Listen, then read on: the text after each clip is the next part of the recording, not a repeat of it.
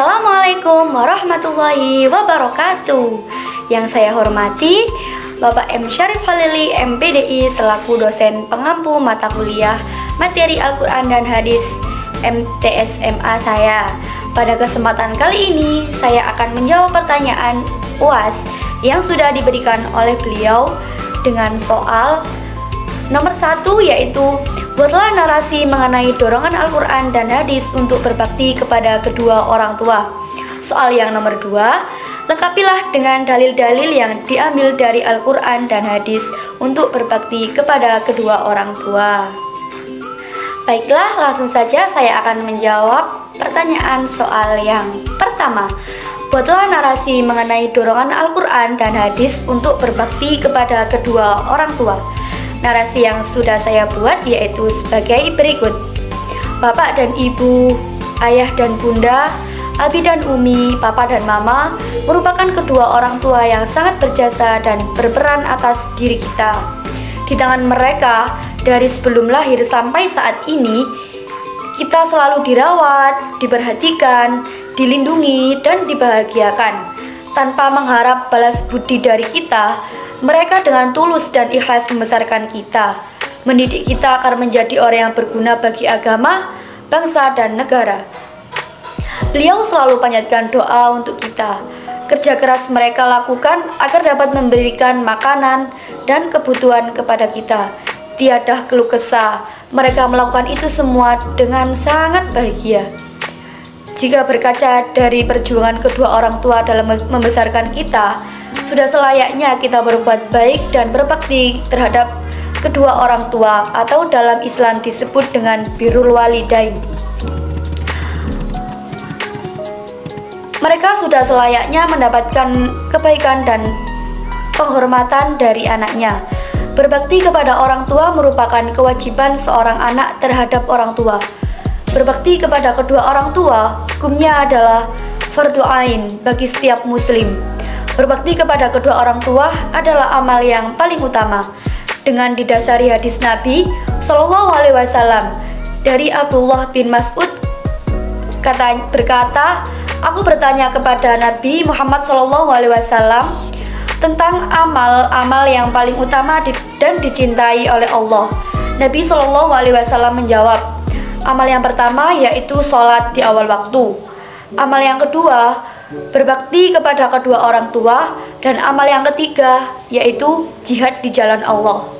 Dari hadis tersebut kita sudah mengetahui bahwa amal yang paling utama dicintai oleh Allah Subhanahu wa taala yaitu berbakti kepada kedua orang tua. Maka dari itu kita sebagai seorang anak sudah seharusnya akan selalu berbakti kepada kedua orang tua, karena berkat beliaulah kita bisa berada sampai di titik ini.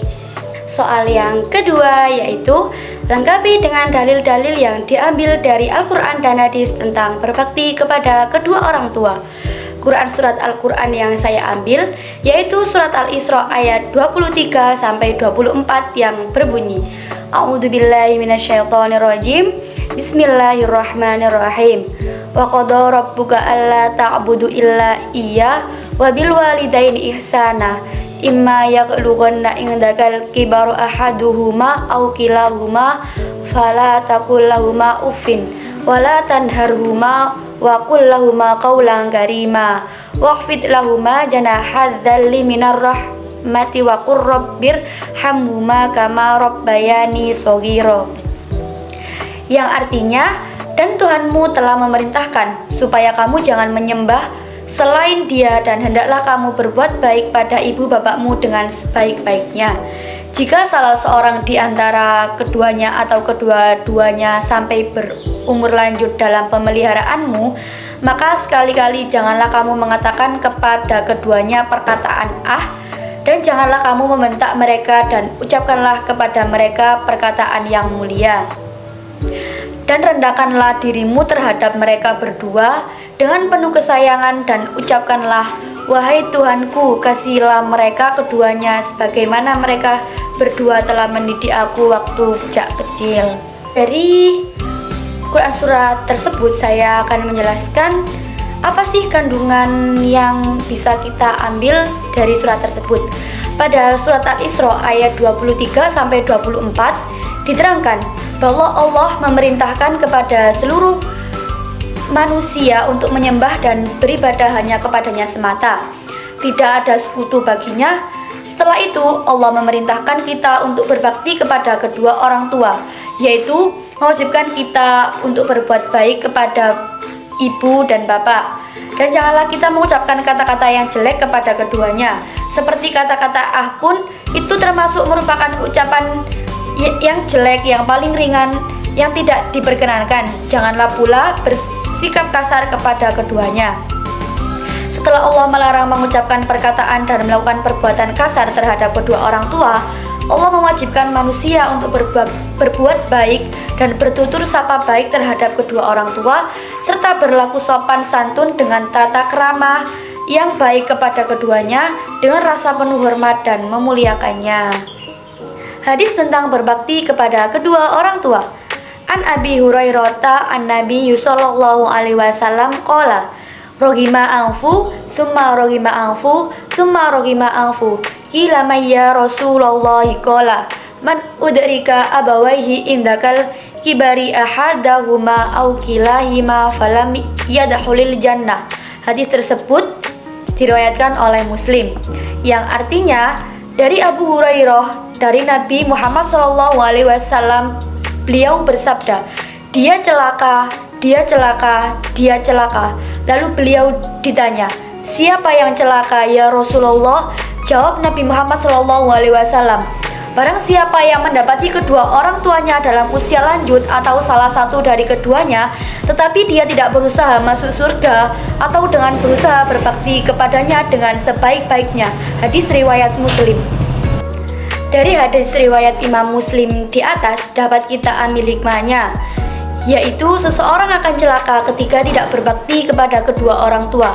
Kata dia celaka, roghima anfu, diulang-ulang oleh Nabi Muhammad SAW sebanyak 3 kali, yang menunjukkan bahwa celaka akan benar-benar menimpa kepada seseorang yang tidak berbakti kepada kedua orang tua.